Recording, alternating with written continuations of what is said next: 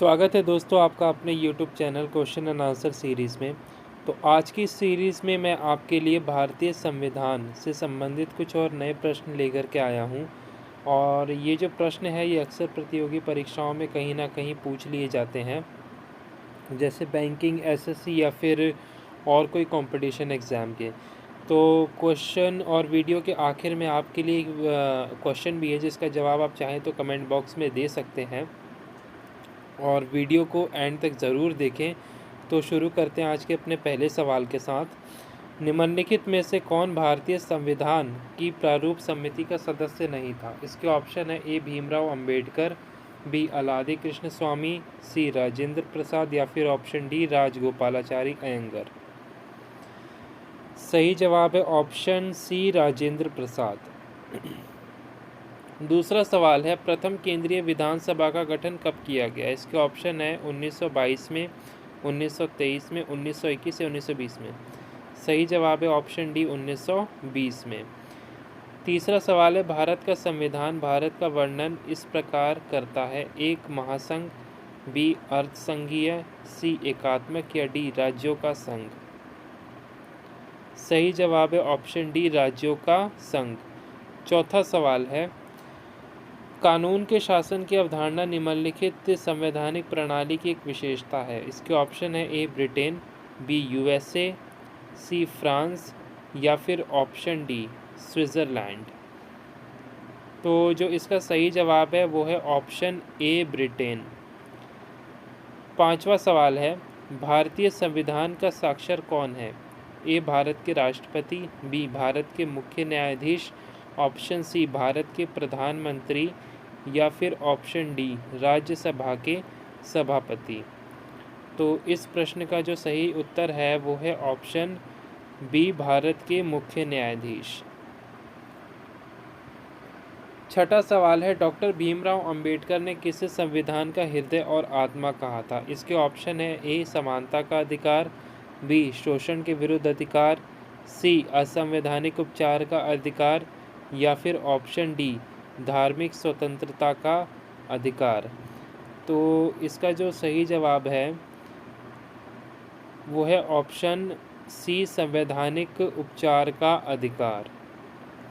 सातवां सवाल है, निम्नलिखित में से कौन सी भारतीय संविधान की विशेषता नहीं है? इसके ऑप्शन है ए सरकार का संसदीय स्वरूप, बी न्यायपालिका की स्वतंत्रता, ऑप्शन सी सरकार का राष्ट्रपति स्वरूप या फिर ऑप्शन डी संघीय सरकार।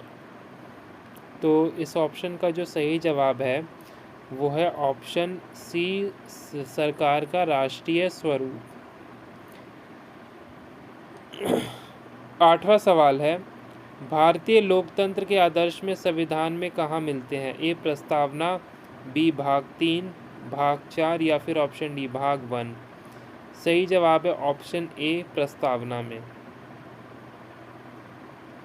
नौवां सवाल है, प्रारंभ में कितने मौलिक अधिकार प्रदान किए गए? इसके ऑप्शन है ए 6, बी 7, सी 4 या फिर ऑप्शन डी 5। सही जवाब है ऑप्शन बी 7 मौलिक अधिकार प्रदान किए गए। 10वां सवाल है, भारतीय नागरिकों के मौलिक कर्तव्यों को संविधान में कब शामिल किया गया? इसके ऑप्शन है ए 1992 में, 1976 में, 1979 में, 1981 में। इसका सही जवाब है ऑप्शन बी 1976 में।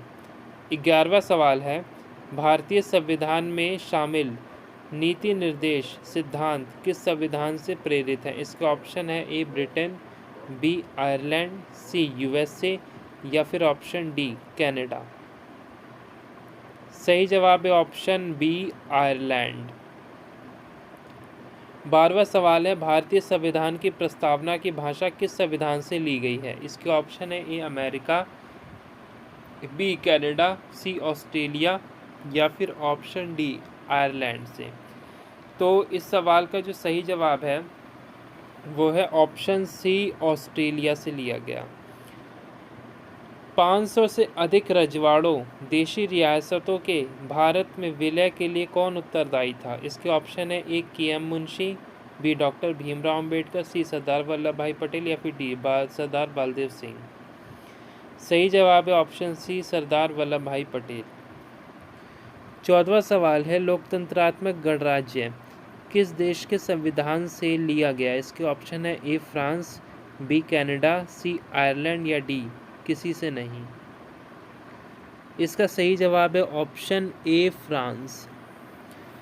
15वां और आखिरी सवाल है, संविधान की 12वीं अनुसूची निम्नलिखित में से किससे संबंधित है?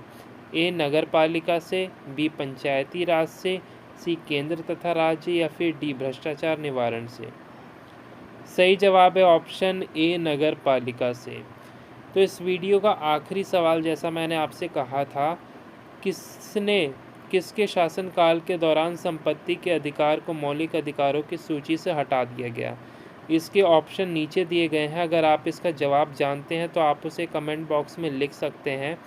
और ऐसी वीडियोस देखने के लिए चैनल पे बने रहें, वीडियो को लाइक करें, चैनल को सब्सक्राइब करें ताकि आपको आगे आने वाले नोटिफिकेशन सबसे पहले मिल सके। तो आज के लिए बस इतना ही।